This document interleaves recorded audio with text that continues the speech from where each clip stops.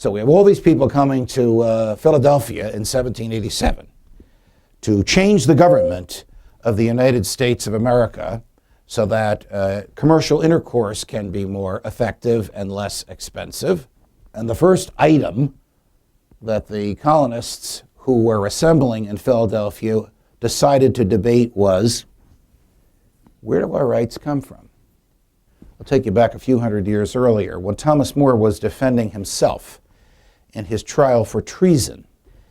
The act of treason was the refusal to admit that the king was the head of the church on earth, the refusal to articulate words that the king demanded that Thomas More articulate.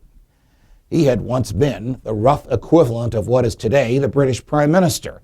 The same king who made him Prime Minister eventually had his head lopped off because Thomas wouldn't admit that the king could be the head of the church. So here he is. He's already testified in his own behalf. He's a lawyer representing himself, which we know today is a big mistake. And he says to his jurors the following. Some men say the earth is flat, and some men say it is round.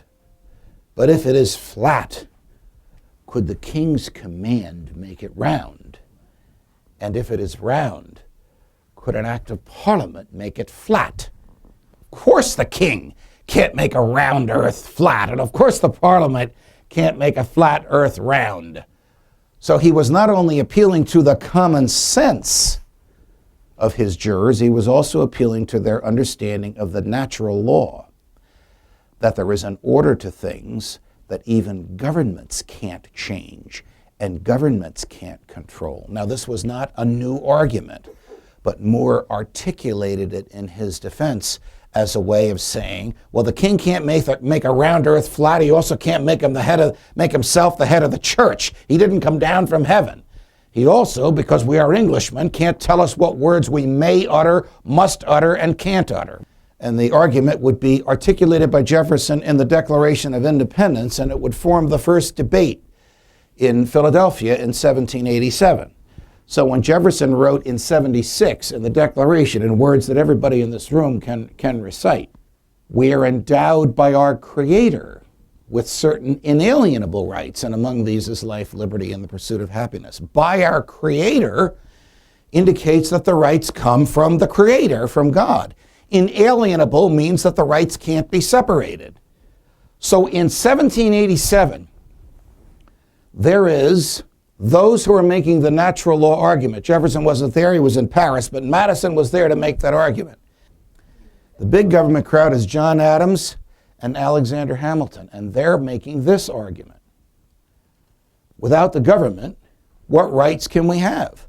We need the government to protect our rights. That's why we have governments. And government knows best. So this big government crowd is suggesting that our rights come from the government, and that the government in bad times can shrink the rights and in good times can expand them. This is an argument of profound importance. Do you believe in the natural law, our rights come from our humanity, or do you believe in positivism? The government, whatever the government says is the law, is the law. In order to accommodate these two views, which are essentially the opposite of each other, the Constitution is written with the promise that there will be 10 amendments to it to assure those who accepted the Constitution that no government, state or federal, could interfere with natural rights. Everybody can recite the opening line of the Bill of Rights. Congress shall make no law abridging the freedom of speech. I have often argued that the most important word in that phrase is the. I'm going to repeat it for you. Congress shall make no law abridging the freedom of speech. Why would the authors of it refer to it as the freedom of speech? Because they knew that it came from somewhere other than the government.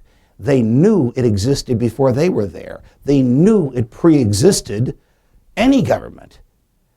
That's why they referred to it as the freedom of speech. It doesn't say Congress shall grant freedom of speech. It doesn't say Congress shall protect freedom of speech. It says Congress shall not interfere with the freedom of speech.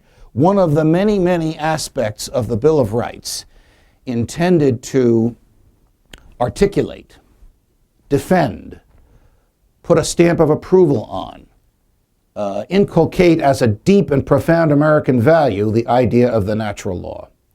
And if you go through the 10 Amendments, you will see that. The freedom of speech, the freedom of religion, the right to assemble, the right to petition the government, the right to defend yourself.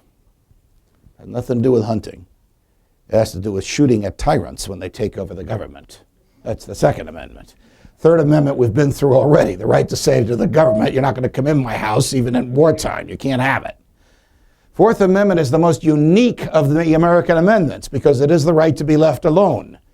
That's the one that says when the government wants to come across your threshold, either actually or digitally or virtually, it needs a search warrant from a judge in order to do so.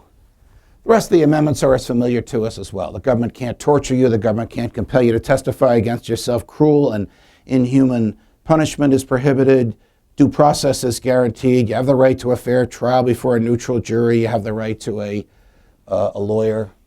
And oh, by the way, the rights that are not delegated to the federal government in this document are retained by the states and the people.